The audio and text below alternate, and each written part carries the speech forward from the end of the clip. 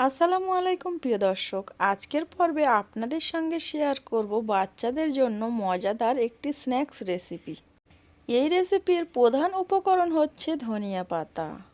এই রেসিপিটি বানানোর জন্য আমি এখানে প্রথমে নিয়েছি টমেটো কুচি, তারপরে নিয়েছি লঙ্কা কুচি, তারপরে দিয়েছি পেঁয়াজ কুচি। এখন আমি এর মধ্যে দিয়ে দিচ্ছি সেই প্রধান উপকরণ, যেটা হচ্ছে ধনিয়া পাতা। আমি এখানে একটু বেশি করে লঙ্কা কুচি দিয়েছি, আপনারা চাইলে খুবই অল্প পরিমাণে লঙ্কা কুচি দিতে পারেন। আজকে যেহেতু আমি আমার বড় বাচ্চার জন্য এই রেসিপিটি বানাচ্ছি আর সেটা আপনাদের সঙ্গে শেয়ার করছি, ধনিয়া পাতাটা আমি ছুরি দিয়ে কেটে দিয়েছি। এর মধ্যে দিয়েছি আমি লবণ, হলুদ গুঁড়ো এবং লঙ্কা গুঁড়ো। এখন আমি এর মধ্যে একটু বেসন দিয়ে দিচ্ছি। বেসন কিভাবে বানায় সেটা আমি আমার চ্যানেলে রেসিপি আকারে শেয়ার করেছি, আপনারা চাইলে ওখান থেকে দেখে আসতে পারেন, অথবা ডেসক্রিপশন বক্সে লিংক দিয়ে দেব, ওখান থেকেও আপনারা আমার বেসন রেসিপিটি দেখে নিতে পারেন। তো এই বেসন রেসিপিটি আমি বাজার থেকে কিনে এনেছি এই বেসন। তো এখন একটু চেলে নিচ্ছি এর মধ্যে, যাতে করে পোকামাকড় না থাকে। চালুনি দিয়ে একটু চেলে নিয়ে এর মধ্যে যেগুলো পোকামাকড় থাকবে ওগুলো বেরিয়ে আসবে। তো যাই হোক, আমি এখানে বেসনটা দিয়ে আমি হাত দিয়ে খুব ভালোভাবে মাখিয়ে নিয়েছিলাম। এখন আমি অল্প অল্প করে পানি দিয়ে খুব সুন্দর করে এটা মাখিয়ে নিচ্ছি।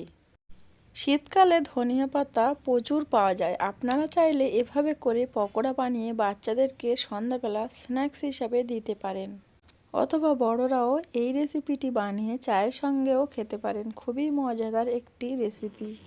খুব ভালোভাবে হাত দিয়ে মাখিয়ে এখন আমি এটা তেলের মধ্যে দিয়ে দিচ্ছি।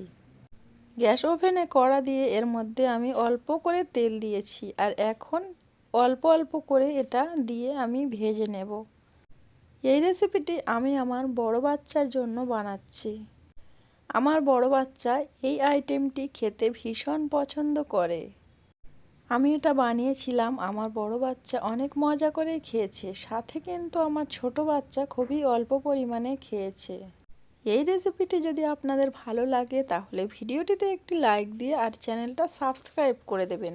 যারা এই কাজটি করে ফেলেছেন তাদেরকে জানাই অসংখ্য ধন্যবাদ। আর এখনও পর্যন্ত যারা আমার ভিডিওটি দেখছেন সাবস্ক্রাইব করেননি, প্লিজ আমার চ্যানেলটিতে সাবস্ক্রাইব করে রাখবেন। নতুন নতুন ভিডিও পেতে পাশে থাকা বেল বাটনের অল অপশানে সিলেক্ট করে রাখবেন। এতে করে যখন আমি ভিডিও ছাড়বো আপনার ফোনে নোটিফিকেশন চলে যাবে, আপনি সেটা সময় সুযোগ করে দেখে নিতে পারবেন। রাতের বেলা ভয়েস দিচ্ছি আর গলার ভয়েসটা একটু খারাপ মনে হচ্ছে, তো আপনারা একটু মানিয়ে নেবেন। আসলে শীতের সময় একটু ওয়েদার খারাপ, যার কারণে কিন্তু গলাটা বসে গিয়েছে। আজকে আমি আমার ছোট বাবুর কোনো রেসিপি আপনাদের মাঝে শেয়ার করিনি।